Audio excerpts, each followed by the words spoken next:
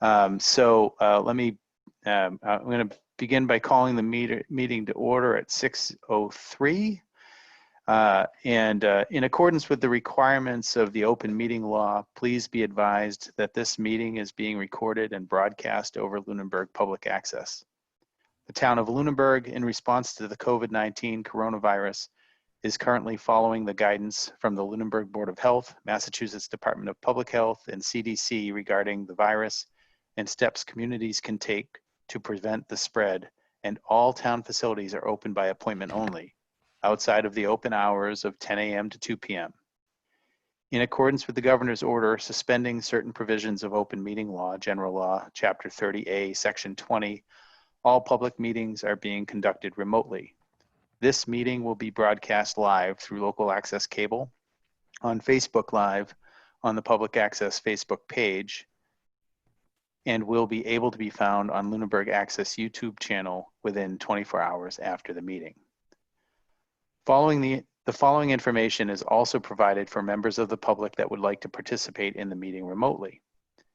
To participate remotely from a computer, please use the link to join the public meeting webinar, which is https://us02web.zoom.us/j/81533338479. Or from a telephone, dial the toll-free number 888-475-4499 and enter meeting ID 815-3333-8479. If you have not registered with Zoom, you'll be asked for your name and email address. Note, no participant ID is needed. Just press pound when asked. Telephone users may dial *9 to request to speak after joining the meeting. Computer and app users may use the raise hand feature to request to speak. And with that, I will call the meeting to order. I would like to start by a roll call of the members who are present. I'll start with Karen Menard. Here. Paula Bertram. Here. Lynn Mann. Here. Sarah Kammer. Here. Mike Toohill. Here. And Bob Pease. Here. Great. All members are accounted for. And do I have a volunteer to take the minutes for this meeting? Thank you, Paula. First order of business is to review and approve the minutes from the August 20th meeting. Has everybody had a chance to review those, and does anybody have any comments?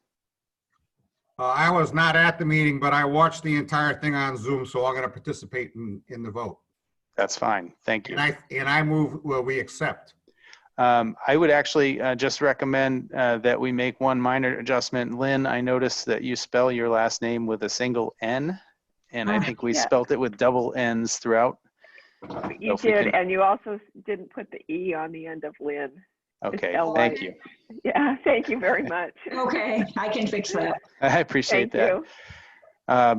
you. Friendly amendment, Bob, if you'll accept. Absolutely. Great. Do I have a second? I'll second that. All right, Karen seconds. Bob makes the motion. All those in favor? Aye. Aye.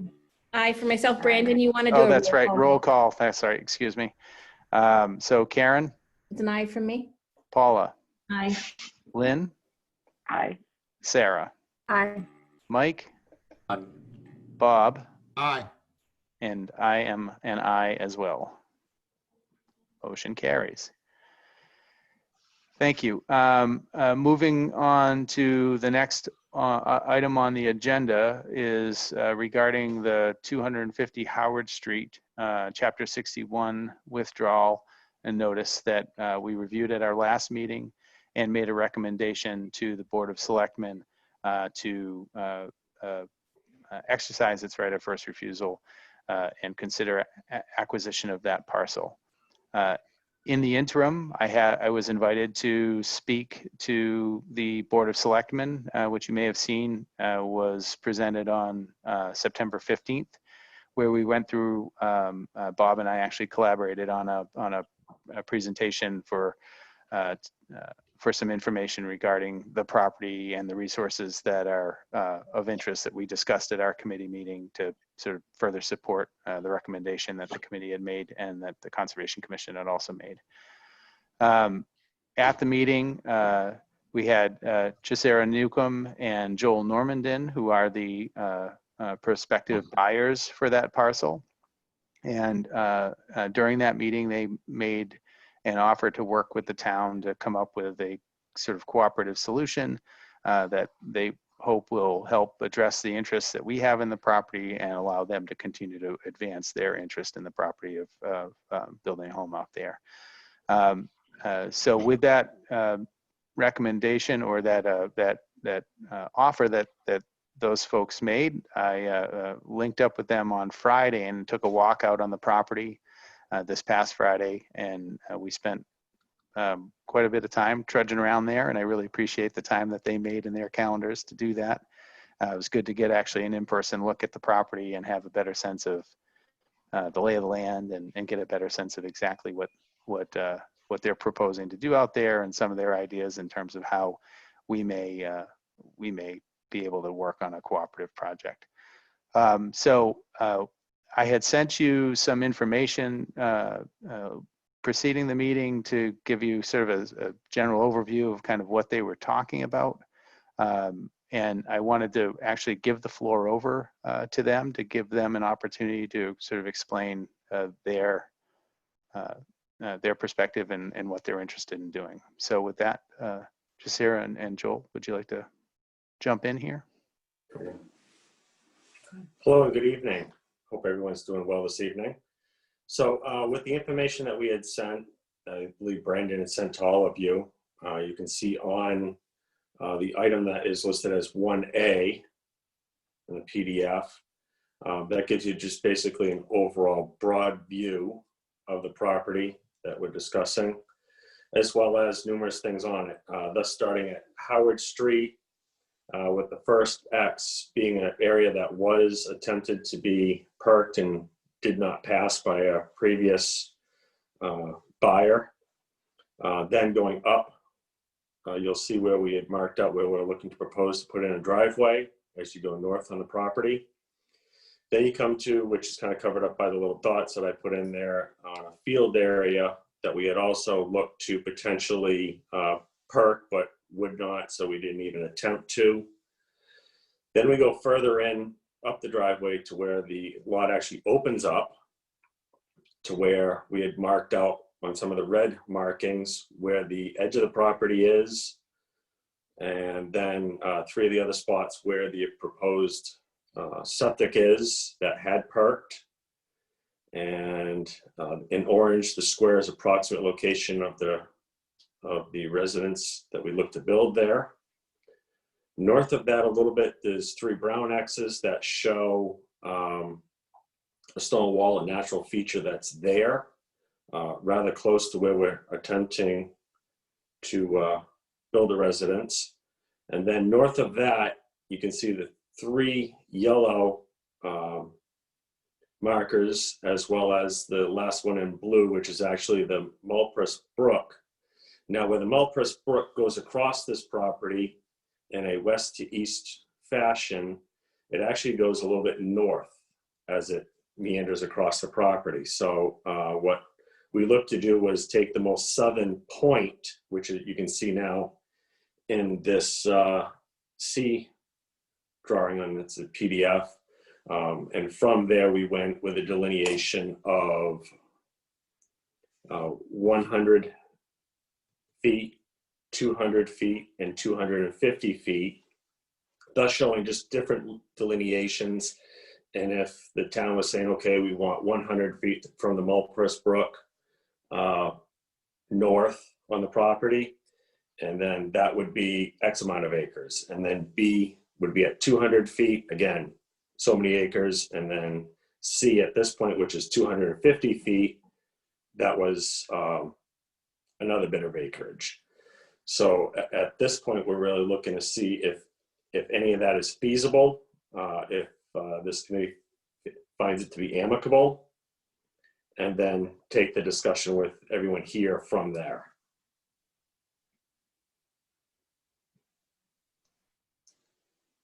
Great. Thank you for the summary. Does anybody have any questions or comments from Ms. Newcomb or Mr. Normandin?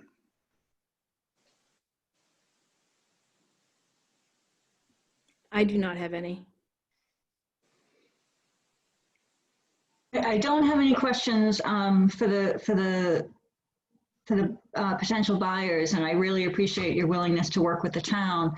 But I do really have questions for Brandon and Bob as to the connectivity, because we were looking really for connectivity between parcels, and I'm wondering what your thoughts are on the various proposals. Well, Bob, if you don't mind, I'll jump in here. But the connectivity is really is at the north end of the property anyway, from a trail perspective.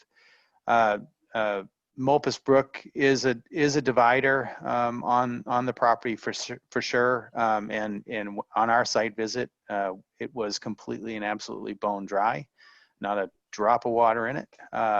And so it's definitely an intermittent stream at that reach. It's realistically, that part of the Mulpus Brook is the very headwater of the brook. It's the very beginning of the brook, so it's not surprising it's dry during the midst of an extreme drought. So the connectivity in terms of the other lands that are behind there, in terms of the conservation lands, is definitely through that north end of the property. Once you get past the brook, which isn't really, obviously when it's dry, it's not difficult to cross at all, but even you could imagine when it was running, it doesn't look like it's difficult to cross at all.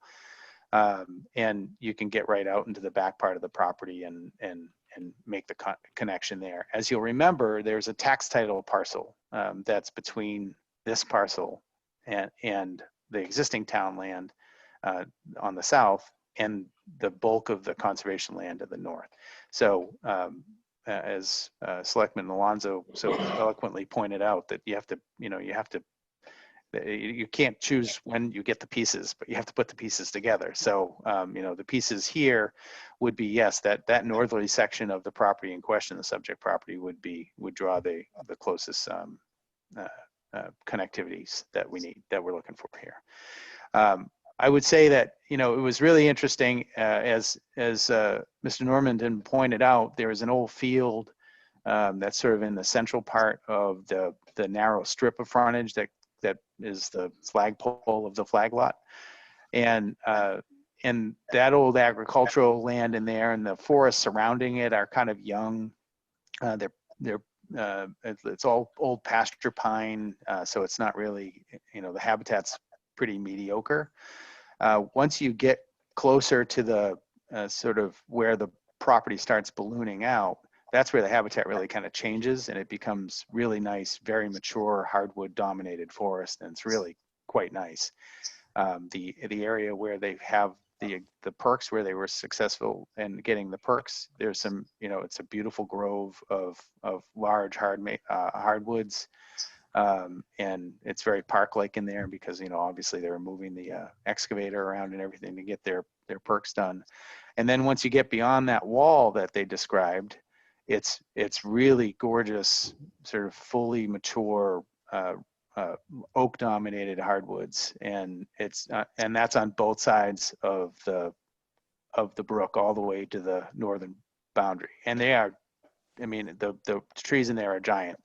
It's clearly it hasn't been actively harvested or managed in a long time. When we were wandering around, it was interesting. You could see there were old piles of stones. It was clear that even, way back when this was all agricultural land many moons ago, it was abandoned for agriculture a long, long, long time ago. And it's clear, actually, when you look at the 1833 atlas for Lunenburg, that corner of Lunenburg was forested in 1833, which was the height of agricultural deforestation in Massachusetts. So that means the forest there is old. And it's not that it's unmanaged, it's old. And so it means that northern section is really, it's not impacted by invasive species and all that other stuff. It's just a high quality natural habitat. So it's Brandon, certainly interesting. Yeah. do you have a recommendation as to you know, there were 3 different setbacks that were possible. Do you have a recommendation based on your site walk?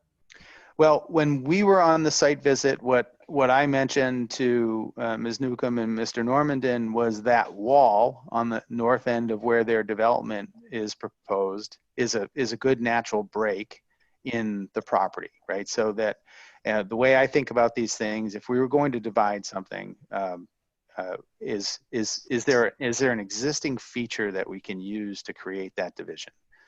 And the wall is an obvious existing feature. And all of their development that's currently proposed is proposed on the south side of that wall.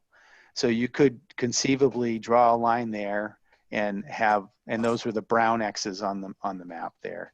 And then they could potentially convey that entire north section north of there, which is quite a bit more than the up to 250 feet from the Mulpus Brook that the buyers are suggesting for a donation.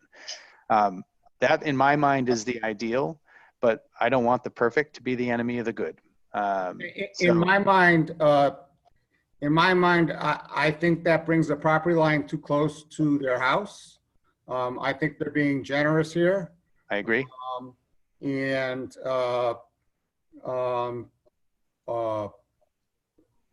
I personally would not be in favor of that, as I don't see the need for it.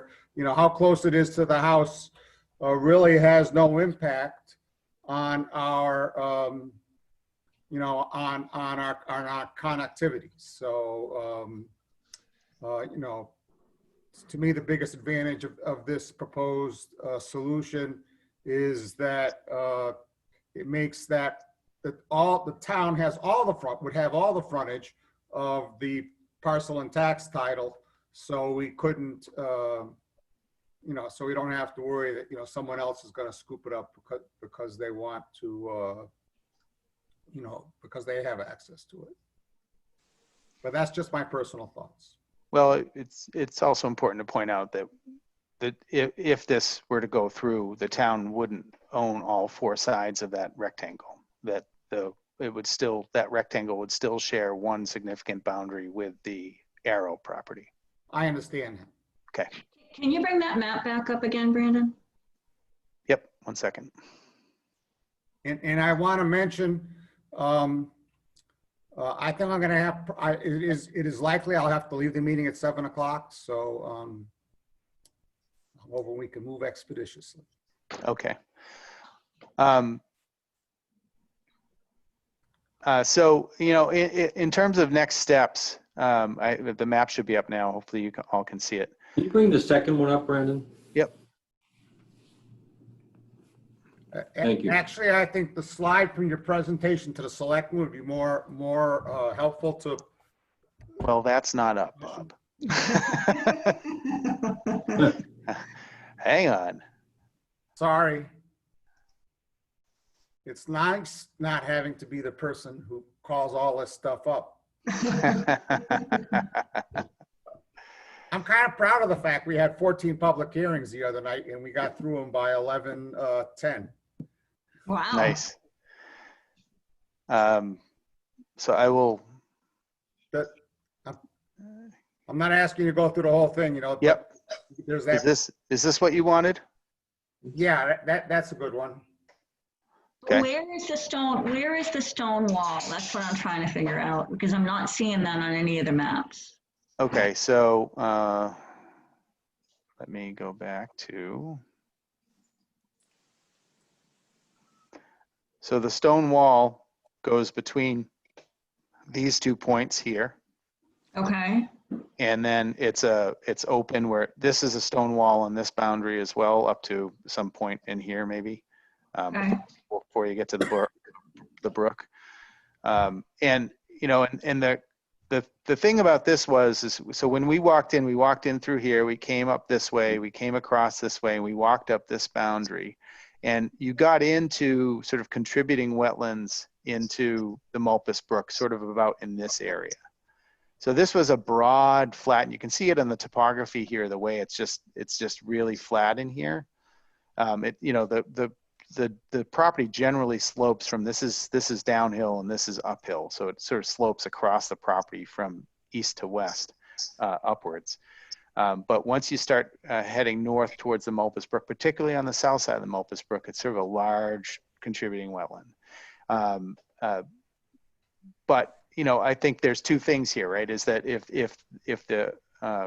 if we go with the proposal from the owners that protects up to 250 feet from the brook, it protects most of that contributing wetland, maybe not all of it, but it gives them, additional space in here to do anything else they may want to do. There was mention of a barn or this, that, or the other thing. So there's certainly, potential for more space in there for them to own their property and enjoy it.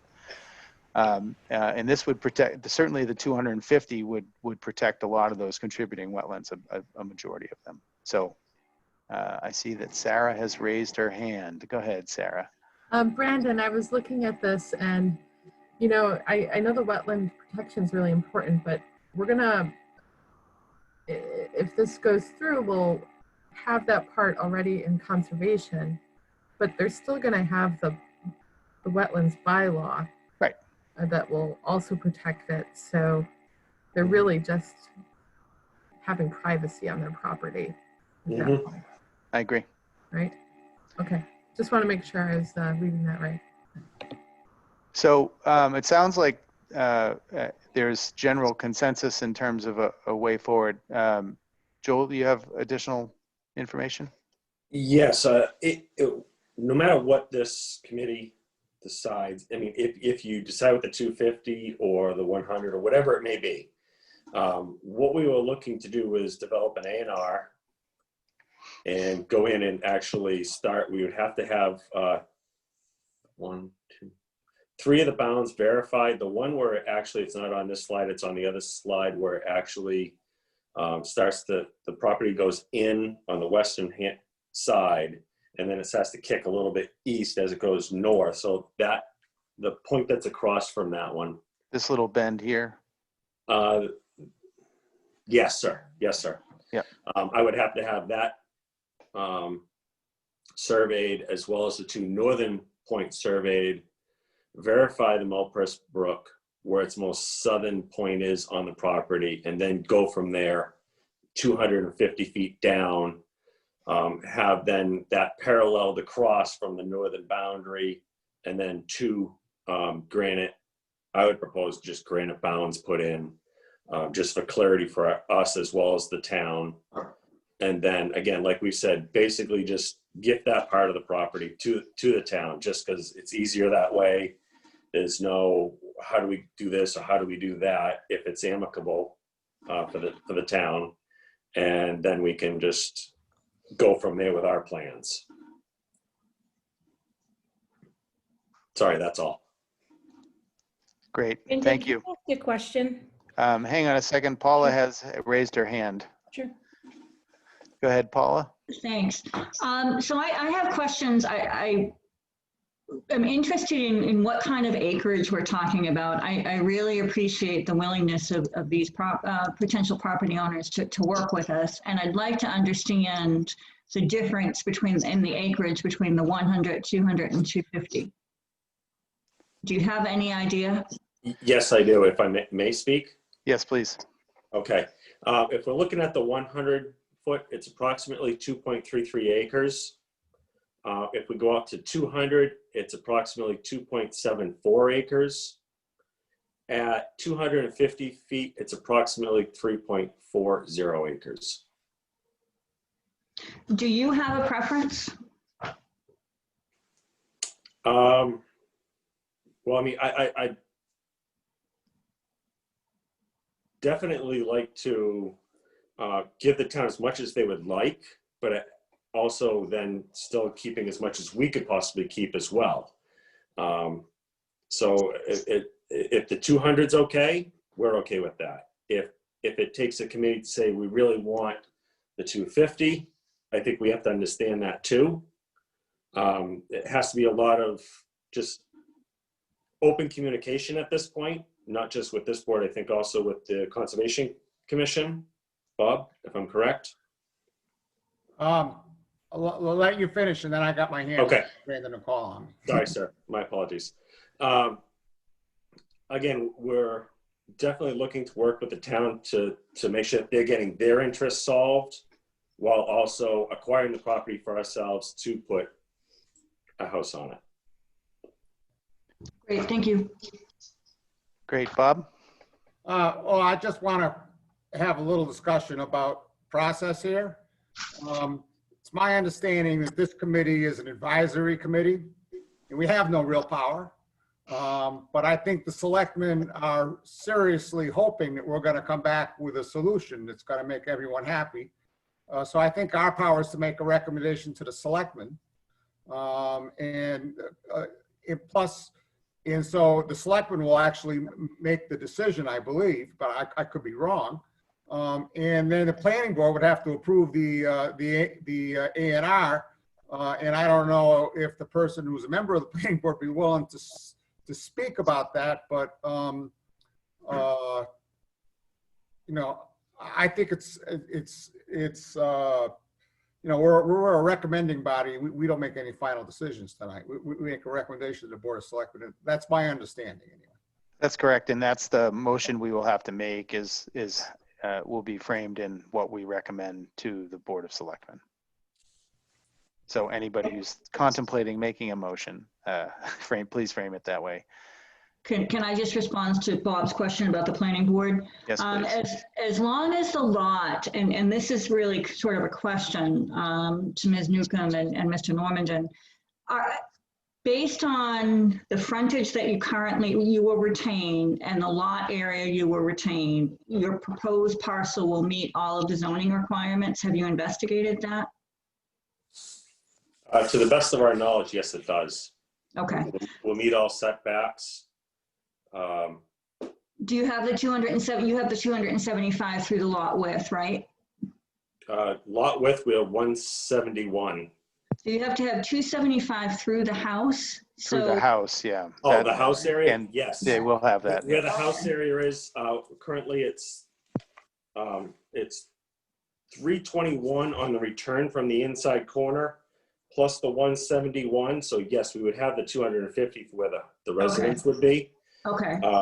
But Okay, as far as the process for the planning board, as long as the parcel will meet zoning requirements and the subdivision doesn't make any parcel non-conforming, and obviously adjoining that one to the other Conservation Commission property does not make it non-conforming, so it's really just a formality for the planning board to sign it. Okay, understood. Agreed. Bob? I move that we recommend to the Board of Selectmen that they approve the 200-foot setback from Mulpus Book proposal. Could I ask a question first? Absolutely. Yes, please. Brandon, from your site walk, is there any compelling reason to go from 200 to 250? Is there anything absolutely unique in that 50-foot zone? I would say no, it's all pretty much the same. So, you know, it's large mature oak with contributing wetland to, you know, large flat contributing wetland to the Mulpus Brook. So it really doesn't make much difference in terms, and as was pointed out, I'd say by another member here in this discussion, is that, you know, whatever remains will still be subject to the bylaw, the wetlands bylaw, and will be protected through regulation. Thank you. Sorry, Bob. So I would second Bob's motion. Terrific. There's a motion and a second. In terms of additional discussion, the one thing just to note is that the warrant closes next week. So the Board of Selectmen will have to decide whether or not anything goes on the warrant here. I am very appreciative of the openness and the willingness of the buyers to be working with us, and I think that's great. We need to ink an agreement to make sure that it's all you know, kosher and above board. So the it may have to be that the Board of Selectmen would still have to put in a placeholder warrant article to exercise the right of first refusal, just to sort of preserve our rights and but would be ultimately a warrant article that we would pass over, hopefully, that, you know, once we have all of the agreements that are necessary in place. Bob? I would recommend that you reach out to Heather and Adam Costa right after the meeting, seeking their input on that question. I mean, I can't see where a warrant article is called for here, you know, that needs to be, that would need to be executed, you know, before the November meeting, but I could be mistaken. You know, I'm not Adam Costa, but that would just be my suggestion. Yep. Well, I think we may need a placeholder, understanding that we will likely pass over if we're able to reach this agreement. But if we don't do that, there's no impetus to do the agreement. And not that I'm saying the Newcombs and the Normandins won't, but you know, if we're not able to reach an agreement, then we don't have an option to purchase the property. I wasn't thinking that way, and I apologize, and I take back my comments. They were totally out of line. Yeah, no worries. And we did talk about that when we were out on the property on Friday, and explain that, you know, it's not that we don't trust them, it's just dotting I's and crossing T's. Yeah. And I think that makes sense. So great. So we have a motion and a second. We'll take a roll call vote here on that motion. Karen? An aye for me. Paula? Aye. Lynn? Aye. Sarah? Aye. Bob? Aye. And Mike? Aye. And chair is also aye. So motion carries. Jacera and Joel, thank you very much for your time tonight and for last week, and Okay. for Thank you. working with us. And I look forward to continuing the conversation. Okay. Thank you very much. So I do have one quick question. Yeah, sure. So Thanks. we should start getting in motion to create the A&R to propose to the town at this point. Yeah, I think, you know, if it were me, the first thing I would focus on is just sort of the agreement itself. So, you know, you know, we could do with a sketch plan, you know, an accurate sketch plan that says, you know, we're intending, here's the Mulpus Brook, 200 feet off the Mulpus Brook, this park is conveyed, blah, blah, blah. Pretty straightforward. So in that way, you know, we can be done with that part of it, and then you move forward, and the next step is get the A&R and all that other stuff. But I think the first step is the agreement. The only question I would have about that, and I think this is an Adam Costa question, is typically the agreement will have meets and bounds and will have a recorded plan associated with it. So I actually think the plan is going to be required. I know when I was a selectman, I know we had an issue with a transfer of land because we could not move forward with the agreement until we had the plan. Well, you can build the requirement for a recordable plan into the agreement. So I've done lots of agreements that are based on, you know, a sketch on the back of a napkin. So Mr. Normandin, what you might want to do is reach out to Heather, the town manager, and say, you know, we met with Open Space. We're amenable to doing the 200 feet. We'd like to move forward with the agreement. And if you know, you can kind of do them in parallel, but I would just check with the town manager as to how she would like you to proceed as well.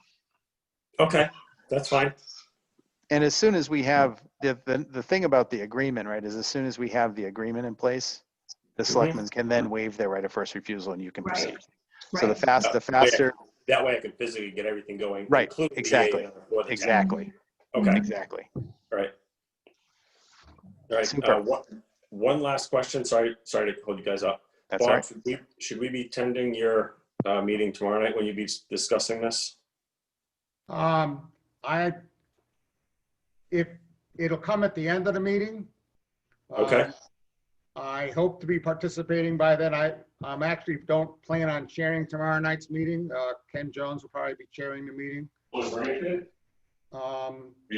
But I don't think I'll just heat it up. I don't think it's necessary for you to attend. You're welcome to attend. Okay. But I don't see any advantage to you to attend. But that's just my opinion. Okay. I thank you for that. That's okay. Yeah. All right. Okay. That's all. Thank you. Great. Sorry. Thank you. Thank you both. Thank you. And feel free to drop off. You don't have to listen to the rest of our. Thanks a lot. Okay. See ya. Yes. All right, so next item on the agenda is general municipal lands. So on the agenda, we have listed the 671 West Street parcel. I sent you as well a handful of other parcels that were forwarded to us from the town manager and also from Bob Pease as it pertains to Conservation Commission's interests in some parcels of general municipal lands. So you'll remember at the last meeting, we had a conversation sort of generally about these general municipal lands, so lands that are just owned by the town without being dedicated to any particular, the care and control of any particular town board. And you'll remember too that in the open space and recreation plan that was recently updated, we did talk at length about a number of these parcels in particular, but also just sort of generically about the topic of general municipal lands. We have a whole portfolio of properties that are owned by the town that are scattered throughout town that are, of varying sizes and of potentially varying utility that could have municipal purposes or maybe not have municipal purposes. So there's a number of proposals that I sent along to you and I think I'll start with the list that was presented by the town manager. And I did send information about each of these in an email today together with some maps. So I may share my screen again so that people at home can see what we're talking about here.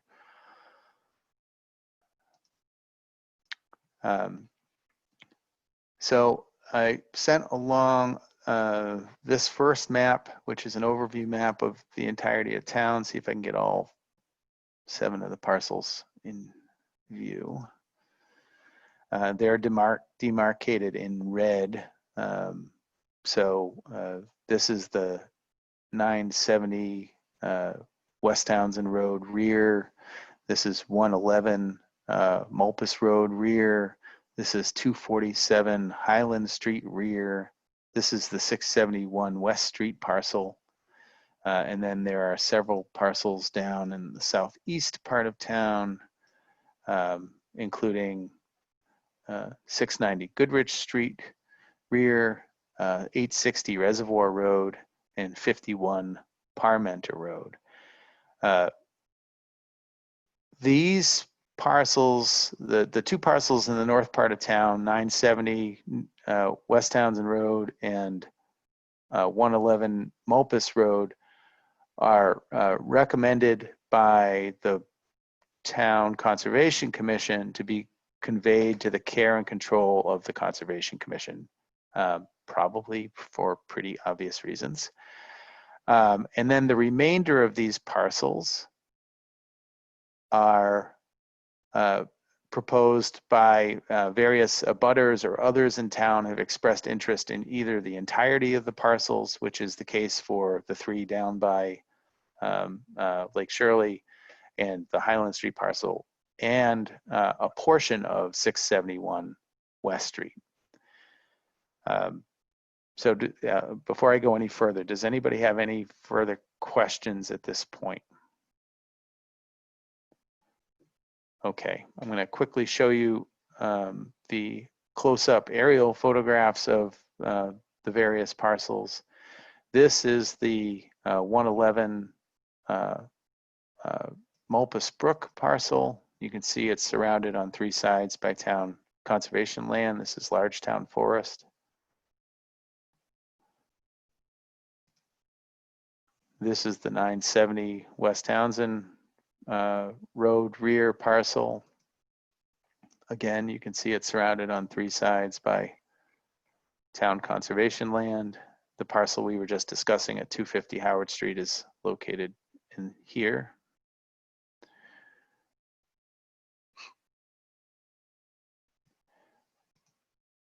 Here's the 247 Howard Street parcel.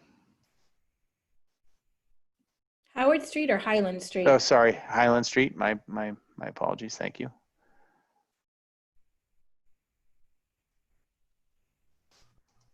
Here are the 3 parcels in southeast Lunenburg.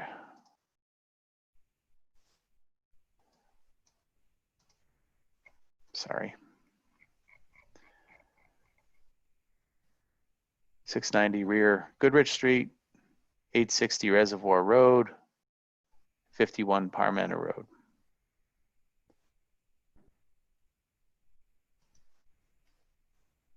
And then this is 671 West Street.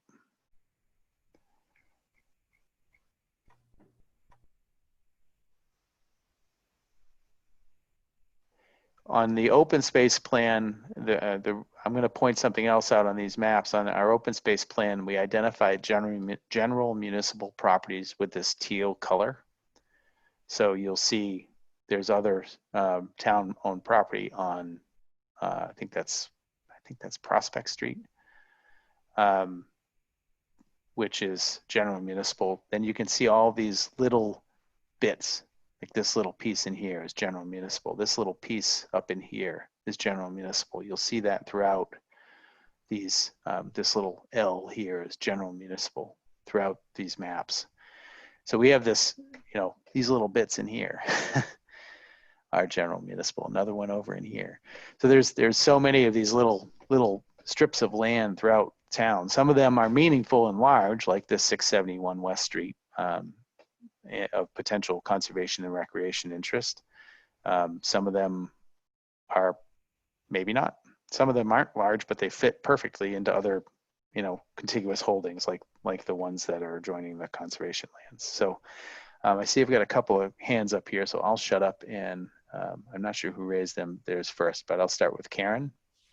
So I just want to clarify on that West Street, that's not the entire piece of property we're talking about, correct? They only want a small piece of it? That's right. They're asking for 100-foot by 150-foot portion of that property. Do you know where that is?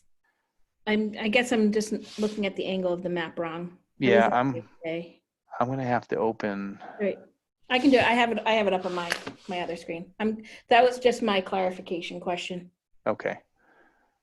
It would be good for me to open that anyway to show where it is. So, Lynn, I see that you have your hand up as well, or?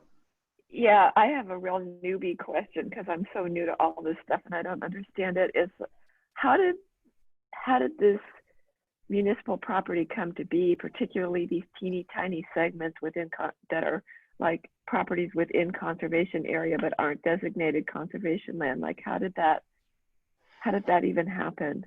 Well, I think a bulk of the properties that are in this category, especially the little bits and the isolated backland bits, that 247 Highland parcel, I think is a good example.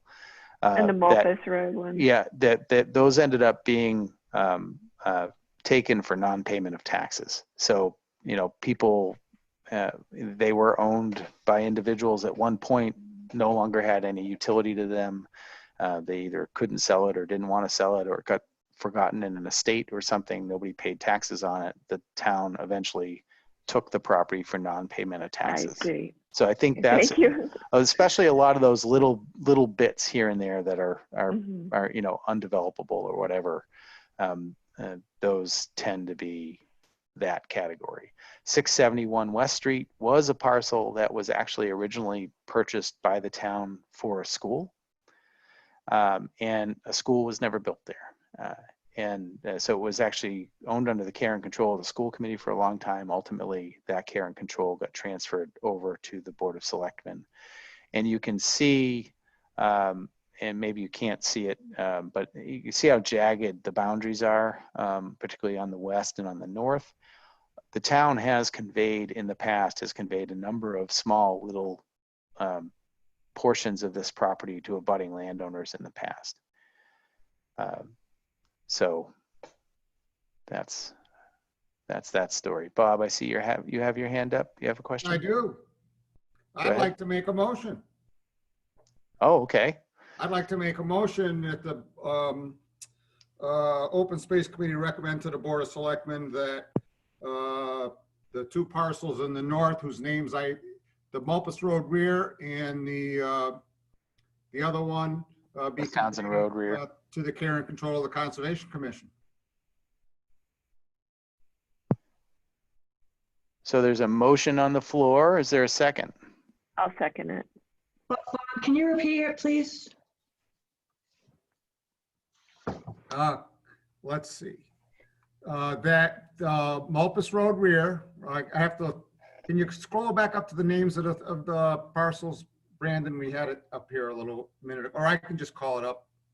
Yeah, 111 Mulpus Road rear, and the other one that's up in 970 rear northwest, New West Townsend Road, be conveyed to the care and control of the Conservation Commission. Thank you. So a motion has been made and it was seconded as well. Did I hear a second? Yep, Lynn. Okay, great. Is there further discussion on those two parcels in particular? Okay. I have one comment, which is that I am reticent to do this in a piecemeal fashion. I feel like there's a lot of other parcels in town that may make very good sense to convey to the Conservation Commission, for instance. And I'd like to take the slate of parcels that were for the, that were recommended for that forward to the town in a single motion rather than multiple motions over multiple town meetings.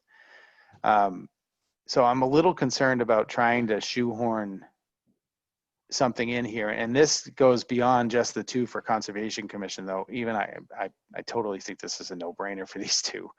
So I just want to voice my opinion on the idea of taking it as a slate. For instance, there's this large piece of that adjoins White Rabbit Swamp. That's general municipal. That's all wetlands and is clear and obviously ought to be Conservation Commission. There's a number of parcels that are like that. The Pleasant Street parcel, I think, is potentially a candidate. The Woodruff parcel, I think, geez, we need to have a conversation about that one and make a decision about the Woodruff property. And then there's a whole bunch of other little bits here and there that may make sense. But I also want, I want to make sure that that other town boards are also at the table for this as well. It's we're talking to the treasurer and we're talking to finance committee and we're talking to parks. Obviously there may be some of these make good potential parks properties. Maybe we need a new cemetery. I don't know. These kinds of things are, but before we make any decisions too quick on too many things, it seems like we should have a sort of a more broad discussion about the inventory of parcels. So I see there's a couple of hands raised. Bob, go ahead. I would just say that if we don't do this tonight, it means we're delaying it, as far as I'm concerned, a year. The motion for these two parcels. I think I just heard someone say that these two are a no-brainer. I don't know that there's anything else on the table here that is a no-brainer. And that's why I'm making the motion tonight. Great. Thank you. Paula? Thanks, Brandon. Well, I understand what you're saying, and I definitely want to have those conversations about all of the other parcels. I do think the two that Bob has made the motion on, the 970 rear New West Townsend and the 111 Mulpus Road, absolutely makes sense because of where they are and the size of the parcels and how they relate to other conservation land. So I don't have a problem with the motion as proposed. However, I would be very interested in starting these conversations with other town boards about other parcels. With town meeting coming up and the warrant open, I think this is an ideal time for this to happen, specifically for these two parcels. So personally, I don't have a problem with these two particular properties. Great, thank you. I see that Dave Passios has his hand up. Go ahead, Dave. Thank you, Brandon. Dave Passios, 56 Whiting Street. This comment's not a comment about the two properties you're talking about right at the moment, but I'd just like to interject this real quick. The Highland Street property, if I'm looking at this correctly on GIS maps, it's designated as lot number 15. If you blow it up enough on GIS maps through the assessor's site, there is a dotted line that follows the boundary of lot number 16 and I believe touches on lot 18, which is the frontage lot on Highland Street. That appears to be access to that lot. I've never looked at the deeds, but I just don't want to make a mistake like was made down on Route 2A and give up a piece of property without really studying what that access might be. That's my comment. Thank you. Great. It's a great point. So the motion on the table, oh, sorry, Sarah, I see your hands up. Go ahead. Okay. I just wanted to say, while I agree that those properties are key to preserve because they're in an area that's already has a lot of conservation, I'm a little concerned that those areas are important and they're identified in our report, but I think we should consider other places around town as well in this that are probably going to be more challenging to conserve because of the multiple use that's around them. So we have some conservation areas that are distributed throughout town. Thank you, Sarah. So this motion only has to do with the two parcels that were brought forward by the Conservation Commission, 970 West Townsend Road and 111 Mulpus Brook. The motion on the table has been made and seconded. Is there any further discussion? Hearing none, we'll take a vote on the motion. I'm going to start at the bottom this time. Mike? Aye. Thank you. Bob? Aye. Sarah? Aye. Paula? Aye. Lynn? Aye. Karen? Aye. And the chair is also aye. Thank you. Should the committee make, related to this, should we consider another motion that would be a recommendation to the Board of Selectmen to take a more comprehensive look at the remainder of sort of the general municipal lands? And what I was thinking is that they potentially, because our board, our committee has Conservation Commission representation, Planning Board representation, Parks Commission representation already here, is that it seems like we're an obvious place to have, to sort of help lead this conversation. Maybe we seek the input from other municipal boards to join in that conversation, but that the selectmen, we make a recommendation to the selectmen, they actually empower us to do this and then make a broader recommendation for the remaining portfolio of the general municipal lands. And what I mean by that is that either they remain as general municipal or they get dedicated to a specific town board for dedication for care and control, or they get deemed surplus and can then be, divested of by the town and brought back onto the tax rolls. Seems to me like that's a recommendation we may want to undertake. Paul, I see you have your hand up. Yep, so I agree with that. And I would just add to that since we are an ad hoc committee of the planning board, I think we want to make that motion to the planning board and the Board of Selectmen. General municipal land is under the control of the selectmen, but since we're an ad hoc committee of the planning board, I think we need to make it to both. I think that's great. Thank you. Mike? Question about the surplusing of parcels. Are any of these parcels currently being evaluated for surplusing soon? This is where I think there is a disconnect, right? As I don't know, and we ought to know. Our committee really ought to know, and I don't, how these things, as I had mentioned in the email, there's a whole list of requests that have been made by various abutters to various other town-owned properties, and so it kind of goes through a process right now that's undefined. And maybe that's one of the things that comes out of the working committee, is that there's also a defined process. Not only do we talk about how we recommend moving forward, but we also define a process, very much like there's now a Chapter 61 withdrawal process that the town follows. And it's had input, people have accepted it as this is the right way to do it. So, I mean, it seems to me like that might be the right way to go. Does that answer your question, Mike? Partially. Do surplus parcels have to be approved by town meeting, or is that something that the Board of Selectmen are empowered to do? Town meeting, though in the case of 671 West Street, apparently there is a very generic town meeting vote that happened that empowered the Board of Selectmen to make those decisions, and it wasn't specific to one project. So they may not need to move. They may not need to move to town meeting to authorize the next conveyance. I'd be interested to see what that vote was. I'd be interested as well. So maybe we can ask that. Yep. Bob? I was going to make a motion similar to what you were just talking about. I love it. Go for it.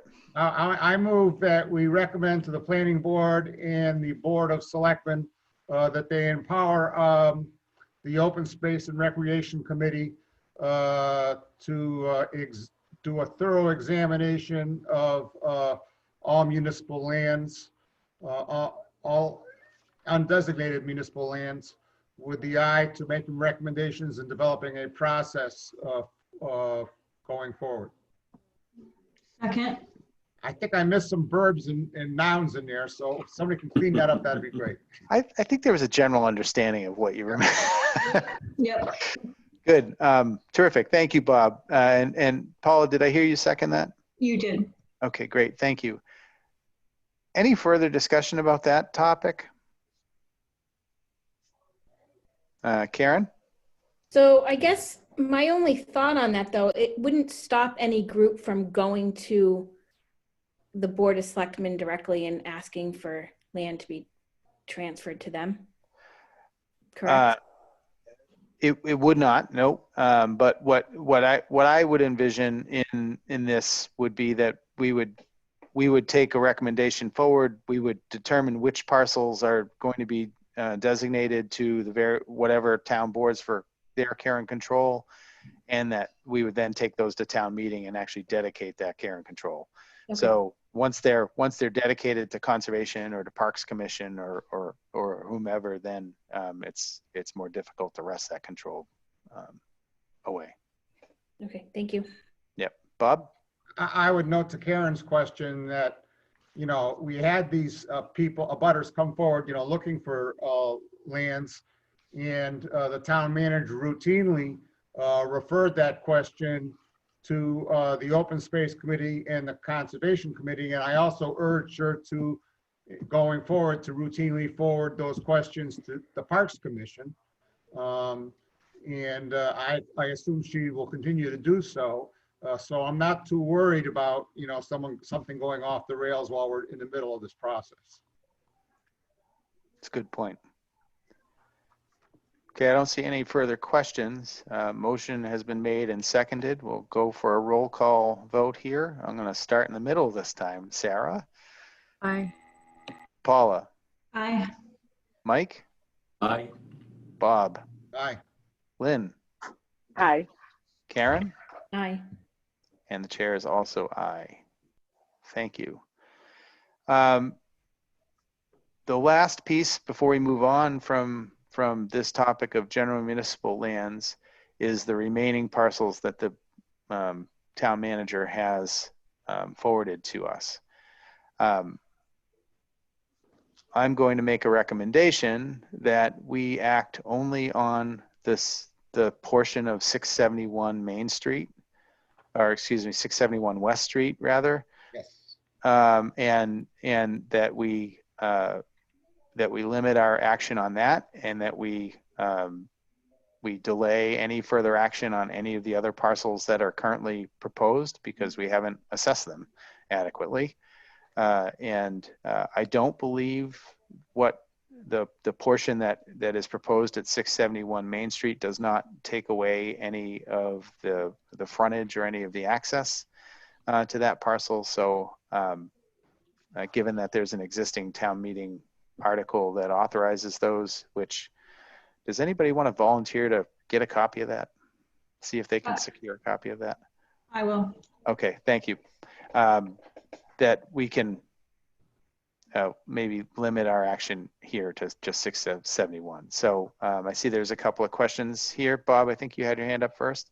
Call on Mike first. I was going to make a motion. Okay, sorry. Go ahead, Mike. I was just going to ask you if you could pull the graphic up so we can see it. Sure thing. The 671 West Street graphic. Yep. Or the, okay. Let me see if I can, let me grab There's a close-up that shows the actual chunk of the lot that's going to come off, and Yeah, exactly. yeah, it's just going to square out a corner. yeah, that's it. That's what I was going to bring up. Hank, please bear with me here for a second.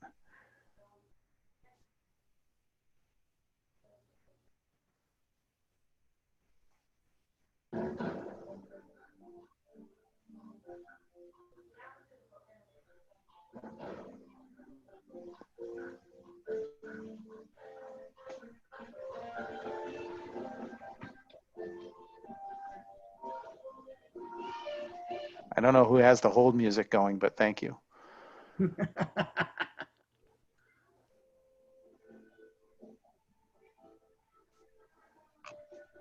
All right, so this is the parcel in question that they're looking to do. And if I were to look at where that shows up on,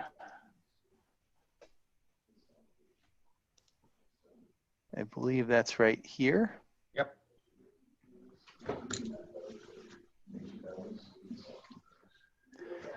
So that's the parcel. It does adjoin some frontage.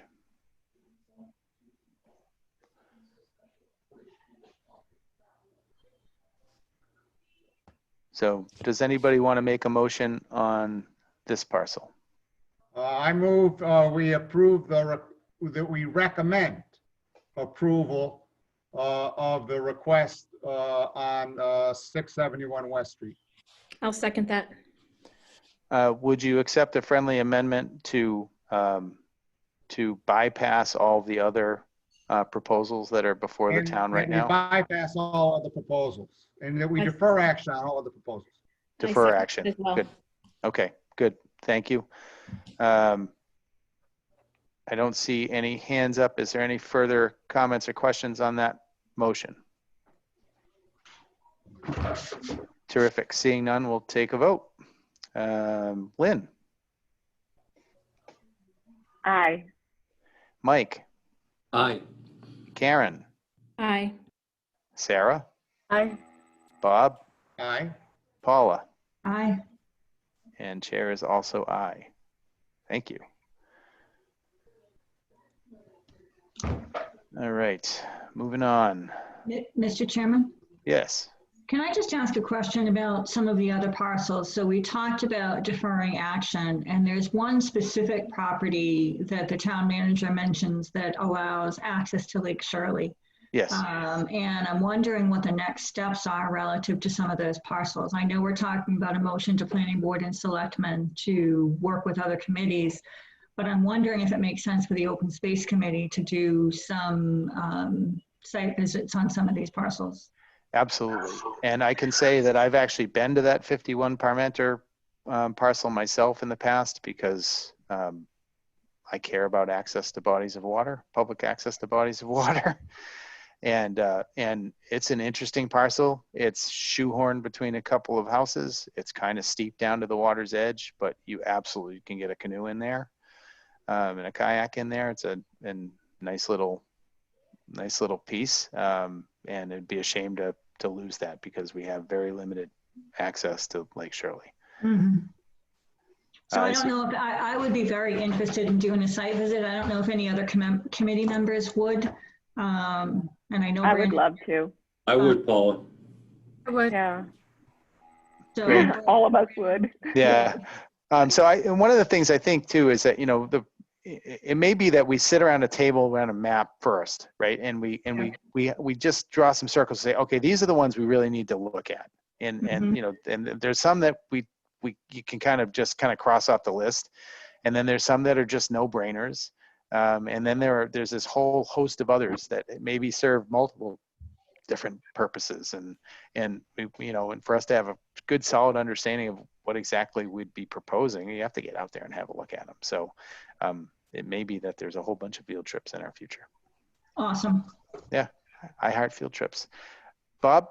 I would just, as long as we're talking about Lake Shirley, I would just mention that there's the piece of the parcel, I think has a reservoir road access that includes Fire Road 12. The town actually owns Fire Road 12. And I seriously considered, applying for a grant, a recreational trails grant, to put in a dock there and a parking spot. There's plenty of room to put in a parking lot. And you could put in one of those kayak launch docks. But then I thought I didn't want to buy myself that much trouble, so I passed on it. But I think it's a great project, somewhere down the line for Parks and Rec to do that. So, So, Bob, what I can say on that piece of property is I did talk with town manager about it. I've talked with her on that piece, as well as another. There's some legal things going on with that property between the town and I believe an abutter. So I think that's going to be tangled in a legal proceeding for quite a while. and I mentioned at the beginning of this meeting that I was going to have to go at 7 o'clock, and it's after 7, and I have to go, and I apologize, but I got to go now. All right. Bye, Bob. Thanks, Bob. Bob.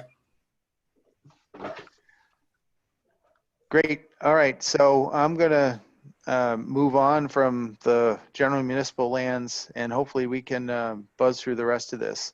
Okay, Brandon, I'm sorry. Let me just ask a question about the general municipal land. So I agree with you looking at the general municipal lands and sitting at a table and figuring out, what ones we want to go look at, what ones might make sense. When do you propose that we do that? Do you want to do that at our meeting in October and then plan some site visits then, or what do you? Yeah, I think the first thing is if we make this recommendation to the various boards, hopefully they will act on them quickly and meet our request. And then we then we do that as soon as possible. So the one thing I would recommend that everybody considers is that, what other, besides Parks, Conservation Commission, Planning Board, what other board commissions, committees, or entities would we want to have at least invited if they don't want to sit at the table?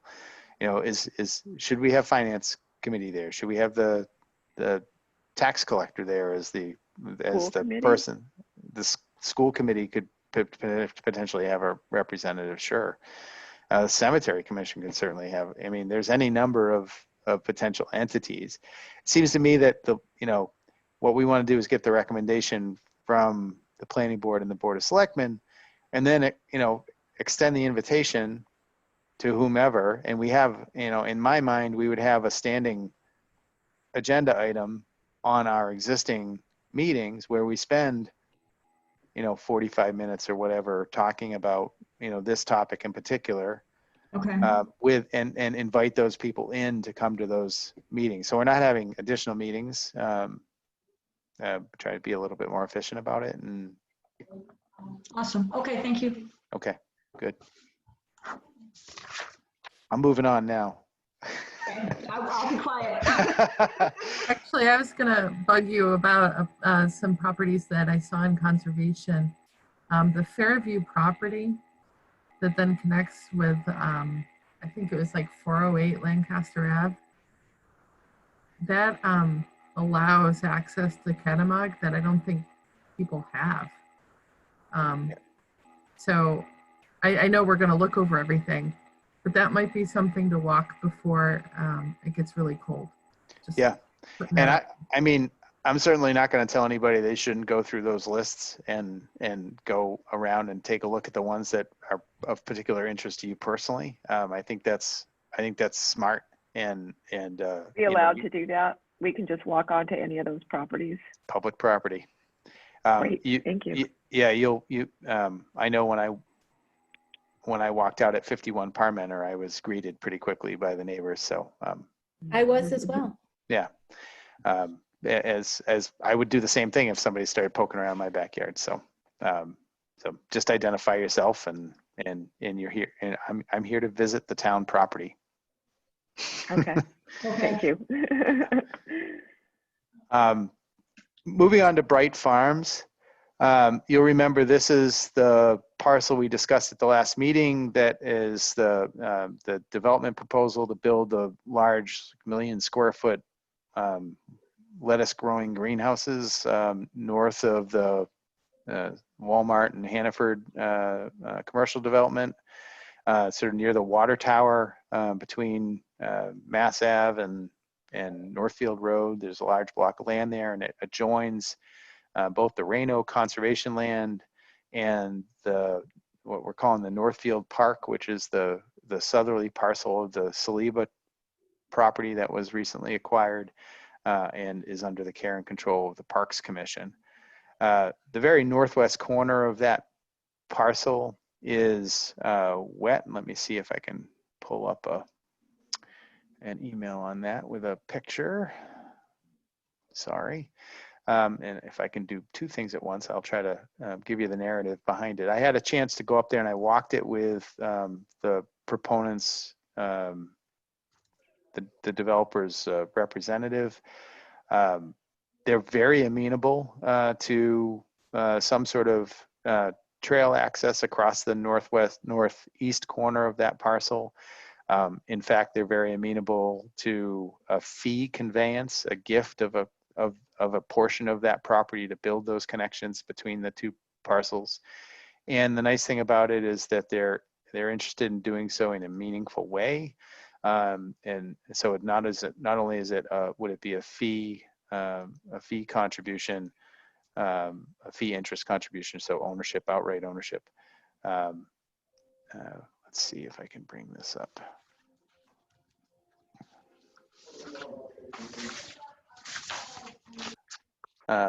So this is the northwest corner of town, or northeast corner of the parcel.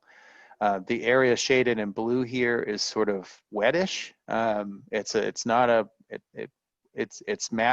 will be mappable as town wetlands, but not state jurisdictional wetlands. This is the Reno conservation land on this side of the property, and this is the Northfield Park, the Saliba piece that we own now under Parks Commission. They're proposing a large corner that would include that wetland and this trail across both areas. There's an existing trail network on the Reno piece, very easy to tie this in, and very easy to tie this into the trails on the Saliba parcel. Those of you who walked the Saliba property with me at some point, we walked all the way up the main trail through the center of that property and got to this property line.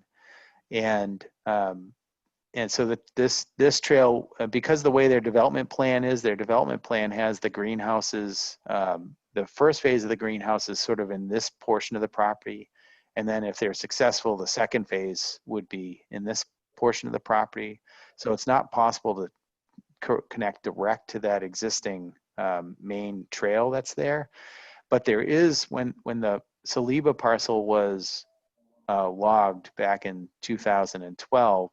There's a skid trail that goes right along the stone wall here, parallels that stone wall, that is perfectly easy to connect the trail in and have the trail go up that old skid road. It's already there. And it's, for all intents and purposes, is a trail already. So you can connect from the Renos across this trail, and then you know, pick up that skid trail and then get into the rest of the trail network that brings you all the way up through. So a very interesting and reasonable solution, and certainly appreciate the developer's willingness to consider this. So that's the proposal that we've discussed. That's the proposal that they're bringing forward to the various boards through their permitting process. So, so just providing it more for our information. I don't think we have to have necessarily a recommendation unless anybody wanted to vote to make a recommendation that this becomes part of the development proposal. Maybe that's a reasonable thing to do. I will make the motion. Go ahead, Karen. So I'll make the motion that this portion of land of the, for Bright Farms, we recommend accepting that. Is that the right word? Verbiage? Yeah, I guess I would maybe frame it a little differently. I would maybe say that. Just tell me what to say, Brandon. It's all good. I guess I would probably say that we recommend that the town boards seek fee acquisition or fee gift fee acquisition by gift a portion of the property in the northeast corner of the property to provide necessary access via their permitting and regulatory processes. So moved. I would never have gotten all that out. I'm sure that's not right either, but. Second. Okay, great. Motion has been made and seconded. Is there any further conversation? Discussion? Seeing none, we'll take our roll call vote. I'll start with you, Paula. Aye. Mike? Aye. Lynn? Aye. Sarah? Karen? Aye. And chair is also aye, and Bob Pease is no longer present to vote. Just an FYI, the developers have been meeting with the planning board. We're in the very beginning of the process, but they are very amenable to turning that over and did indicate to the board that they had walked the property with you, Brandon, and they're certainly putting that in their proposal. Fabulous. Outstanding. Good. Next item on the agenda, we discussed the Economic Development Committee at our last meeting. It was discussed that the committee nomination doesn't necessarily have to be a member of this board, but it can be a recommendation of some other party outside of this board as the board's sort of nominee. So when we left this discussion last, everybody was sent on their ways to think about nominations they may have to make, or whether or not they would be willing to serve on this Economic Development Committee as the Open Space Committee's designee. Does anybody, first of all, does anybody wish to be the Open Space Committee's designee for this committee, the Economic Development Committee? I see no self-nominations. With that, does anybody have any nominations from outside of our committee of other community members who may be interested in serving as Open Space Committee's designee?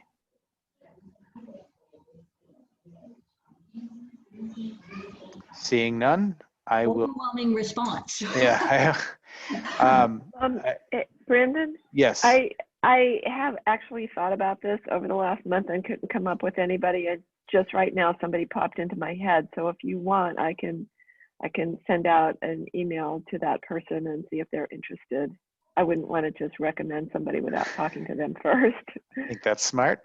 That would be great. Yeah, and that's fine. And so what I would recommend that we do then is that that I'll inform, actually, Paula, as the planning board representative to the committee, would you inform the planning board that the committee does not at this time have a nomination to push forward? I will, and I'm hopeful that we will. I actually sit on this committee on behalf of the planning board, and we are not currently able to meet because we don't have enough members. Paula? Yeah. Give me more information real quick. Day, time. that sort of We thing? haven't, nothing's been set, Karen, because we haven't been able to meet. So everything is up right now. I think it will be sort of an as needed. But we're certainly willing to work around people's schedules. So, Paula, if this person is interested, would I recommend her to be in contact with you to get more information? Sure. You can Okay. certainly do that, absolutely. Okay, great. And the charter did go out to everybody, but I'm happy to pull that up again and email it out to everyone. But it's really just to start the conversation about what economic development looks like in Lunenburg, what kind of vision we have, working with business owners to either adapt to improve existing businesses and to reach out to potential new businesses, and develop a marketing plan for Lunenburg, targeted types of business that we want to attract. So that's really what the economic development charges. But the reasoning behind the open space portion is because of the incredible conservation land that we have, and that would be a potential business strategy, is to target businesses that hiking businesses, for example, or outdoors type businesses, and really look at our conservation land and trail system as a way to attract revenue. So that's why that's the reasoning behind asking open space to participate. Yeah, that's great. I'm actually thinking, the person I'm thinking of is a farmer, actually. Mm-hmm. Great. That's fine. That's great.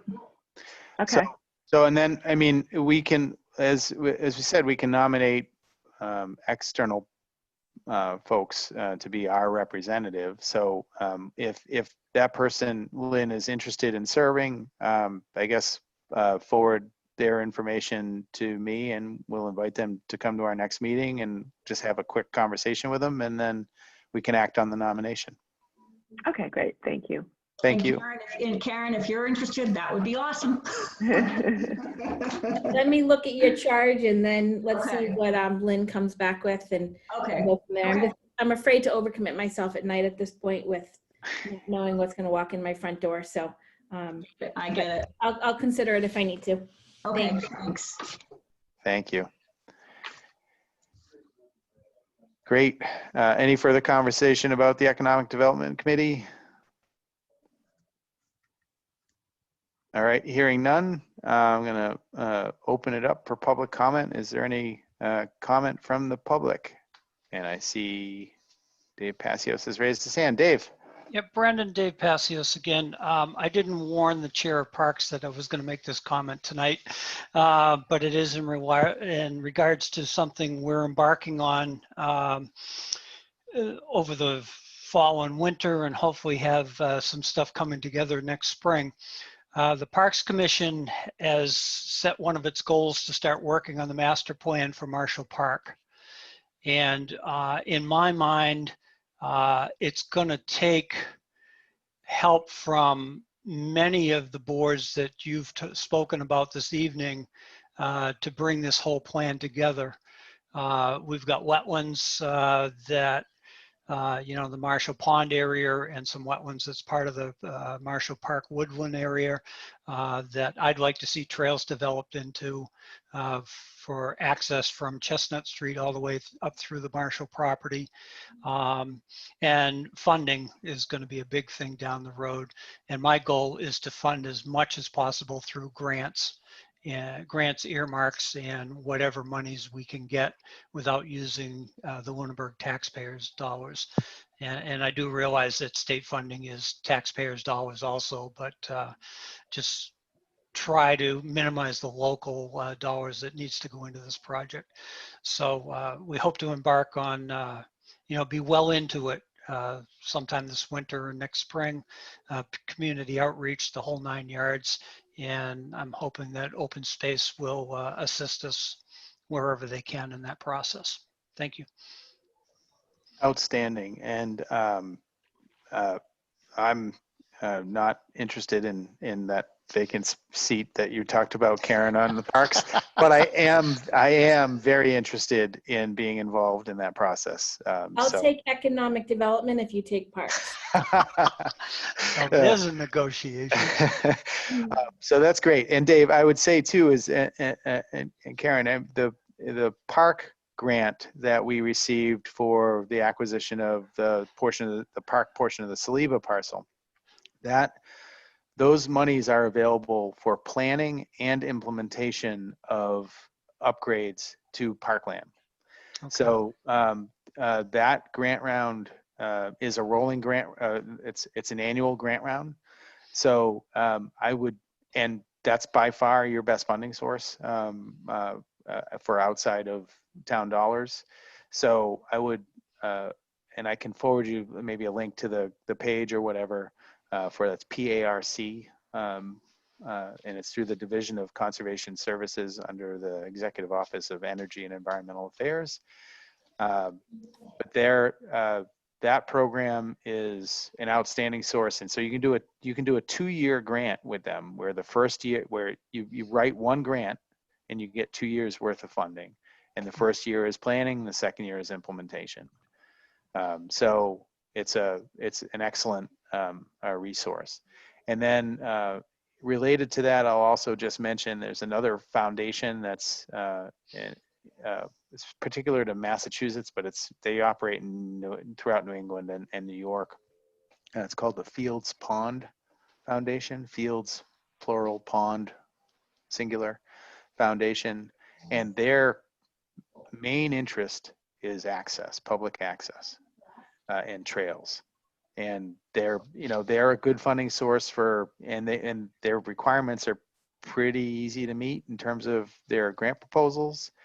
And they fund up to typically up to $25,000, I think, but usually their grants are in the $5,000 to $10,000 range. So that can be meaningful money for this type of project. You got that, Dave? You got it all, Dave? I got most of it. I Fortunately, actually it's on video, so I can play it back. I actually have a list of grants because I've been really looking at grant opportunities for Marshall Park. And I have all the deadlines and stuff in a spreadsheet that I'm happy to forward you guys. And Talk to Paula. Oh, there's an open seat on parks. I would really love to help out however I can with the revitalization of Marshall Park. It's something I'm really interested in. And I've written a number of grants for recreational grants for the Lunenburg Snow Riders and been funded on all of them. So I'm happy to help. Thank you. I've done so anything I can do to help. I would Thank be you. happy to help with the writing also. Appreciate that, definitely. I had one more item, very quick one. Going forward, when you're looking at the municipal lands, and Karen's aware of this, I've been going to parks meetings for a lot longer than I've been on parks.